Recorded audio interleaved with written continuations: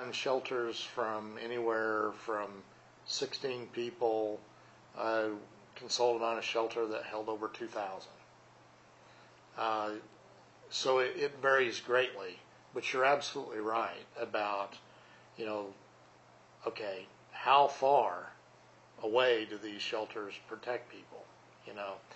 FEMA has a formula about, we want to make sure that people can get to that shelter and be locked down in less than 5 minutes. So now there becomes this radius around this shelter of what is practical for people to, get into their vehicle or walk across the street, but to be able to get to that shelter within 5 minutes. There's a lot of things about a community shelter that people really have to think about, though. The worst thing to happen is that somebody 5 minutes away gets in their vehicle, goes to the shelter, only to find that it's locked. And they have to go back to their home or back somewhere else, because now they've just potentially doubled their exposure to that event.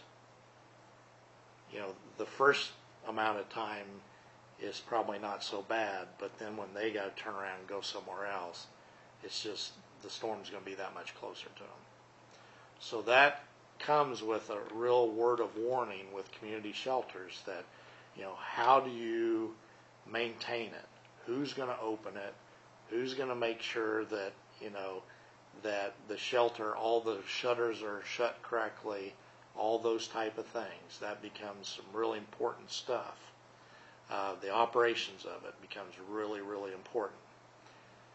One of the problems that I see with a community type shelter, one that is open up to the entire community, is, we may design it for X number of people. And all of a sudden, here's this tornado that's coming to this town, and we've figured this radius around it and the people within that radius we've planned on. But what about the people outside that radius that may go ahead and come in?